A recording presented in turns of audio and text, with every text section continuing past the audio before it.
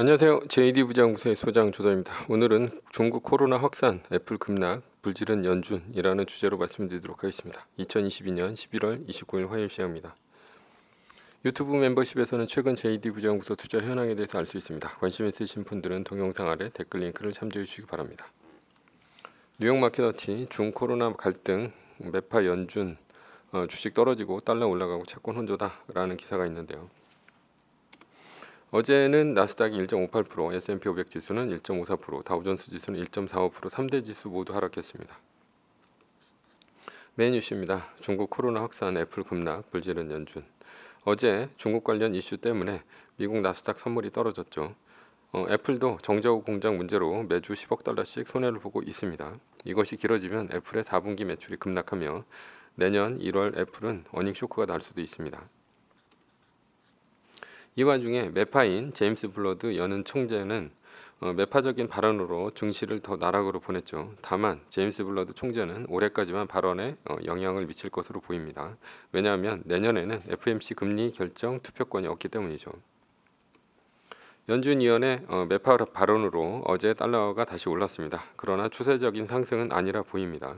지속적으로 상승이 이어지고 있지 않습니다. 왜냐하면 연준 위원의 발언 이후 반짝 오르지만 다시 달러가 떨어지는 것이 반복되고 있기 때문이죠. 지금은 달러 하락 추세가 맞습니다. 그러나 뚜렷한 반응은 하나 있죠. 바로 경기 침체입니다. 장단기 금리차가 계속 벌어지면 경기 침체가 일어납니다. 장단기 금리의 하락이 장기금리 하락이 계속되고 있습니다. 달러가 오르건 떨어지건 장기금리는 지속적으로 떨어지고 있죠. 장기금리가 떨어지면 미국 장기 국채의 가격은 올라갑니다. 이번 주는 12월 1일 목요일이 중요합니다.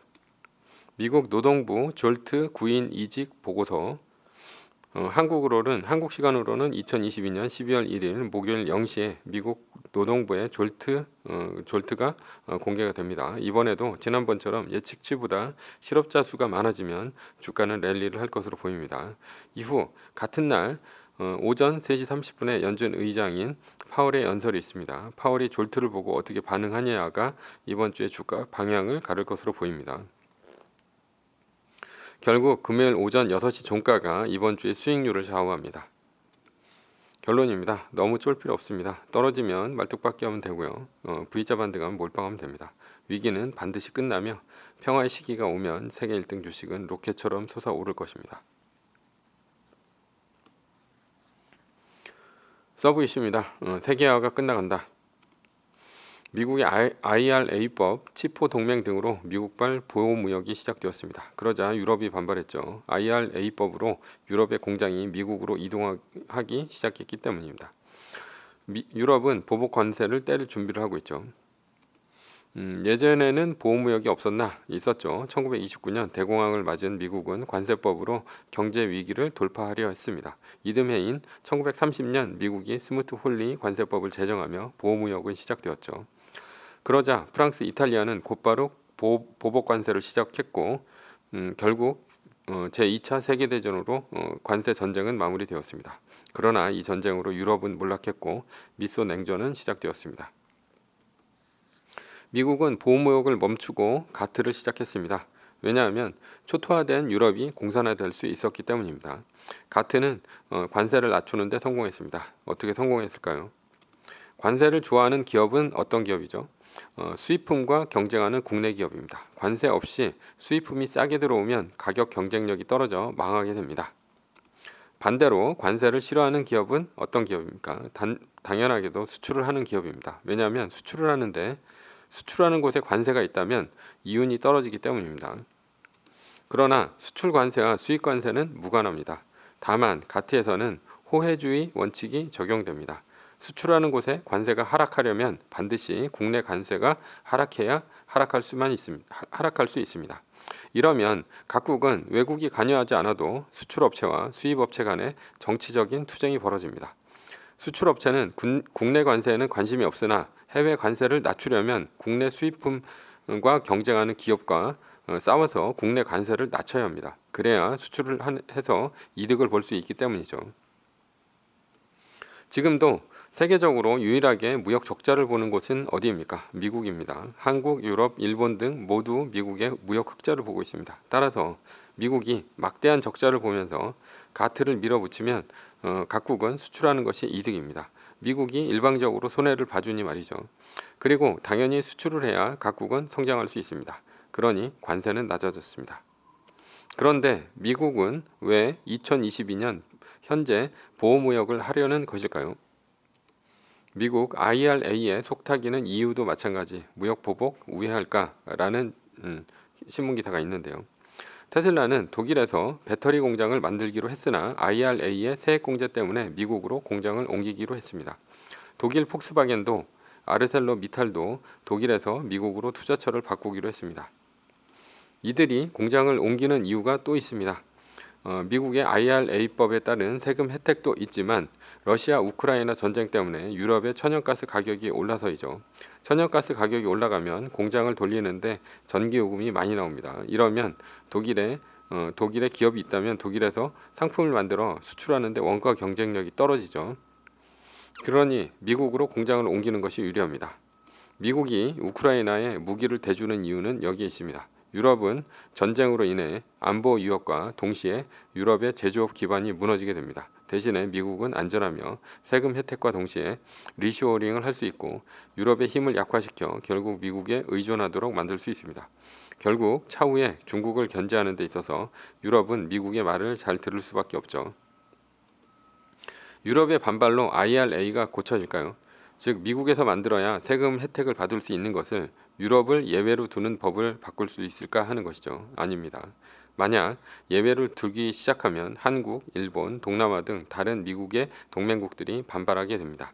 그러면 중국은 베트남과 같은 곳에 공장을 지어 미국에 우회 수출을 하게 됩니다. 따라서 IRA는 구멍이 뚫려 중국에 제재를 할 수 없습니다. 그래서 트럼프가 TPP, 환태평양 경제 동반자 협정을 반대했던 것입니다. 왜냐하면 중국이 틈새를 노리고 공장을 해외로 이전하여 수출하면 미국은 잡아낼 수가 없기 때문이죠. IRA 치포 동맹의 의도는 무엇입니까? 세계화를 완전히 끝내겠다는 것이 아닙니다. 자유무역은 하되 중국이 첨단 기술을 가져가는 것을 막으려는 핀셋 정책입니다. 중국은 중국 제조 2025를 통해 제조 강국을 3등급으로 나눴습니다. 1등급 미국, 2등급 독일, 일본, 3등급 영국, 프랑스, 한국, 대만 등입니다. 2025년까지는 3등급 진입, 2035년까지는 2등급 진입, 2045년까지는 미국을 제치고 제조업 세계 최강국인 1등급 진입입니다. 그래서 미국이 중국 제조 2025를 보고 경악을 한 것이죠. 미국의 치포 동맹은 반도체, IRA는 전기차 배터리, 친환경 기술입니다. 이것은 제조업 3등급인 한국, 대만의 핵심 기술입니다. 따라서 중국이 2025년에 따라잡을 나라들의 기술을 대신 지키겠다는 것이 바로 미국의 의도죠. 중국은 3등급에 진입하기 위해 해킹이나 핵심 인력 빼가기, 국가 차원의 천문학적인 보조금 지급 등 온갖 불법을 일삼고 있지만 현재까지는 완전한 실패입니다. 따라서 IRA 반도체 치포 동맹은 미국과 동시에 한국을 지키기 위한 법입니다. 어차피 한국이 중국에 무역으로 흑자를 내는 것은 반도체를 빼면 거의 없습니다. 만약 반도체 기술마저 중국에 빼앗긴다면 중국의 기술 속국이 되어 무역 적자국으로 전락합니다. 이미 한국은 반도체를 제외한 수출품에서 중국과의 무역 적자가 시작되었습니다. 물론 미국은 IRA, 반도체 치포 동맹 등을 통해 반도체 공장, 친환경 자동차, 배터리 공장 등을 유치하면서 리쇼어링과 일자리 등을 가져가고 있습니다. 하지만 미국은 미국의 돈을 찍어내 소비하는 나라지 제조업하는 나라는 아닙니다. 가진 기술을 빼앗거나 해킹하는 중국과는 다르다는 얘기입니다. 그런데도 불구하고 미국 본토에 반도체, 친환경, 전기차 등의 공장을 유치하려는 의도는 무엇입니까? 미국은 반도체뿐 아니라 앞으로 양자 컴퓨터, 슈퍼컴퓨터 기술 등 차세대 첨단 기술도 중국에 흘러가 들어가는 것을 막아야 할 것입니다. 왜냐하면 이 기술들은 바로 최첨단 군사 기술이기 때문입니다. 중국이 1등급 나라가 된다는 것은 미국을 제치고 군사기술 1위 나라가 된다는 것입니다. 즉 중국이 미국을 제치고 세계 패권 국가가 된다는 얘기와도 같습니다. 이것을 미국이 가만히 지켜볼 리가 없죠. 그리고 중국의 막대한 투자를 무산시키려는 것입니다. 반도체에 천문학적인 돈을 투자하고 결국 성과가 없다면 중국은 곧 중진국 함정에 빠지게 됩니다. 헛돈만 쓰고 결과는 없기 때문이죠.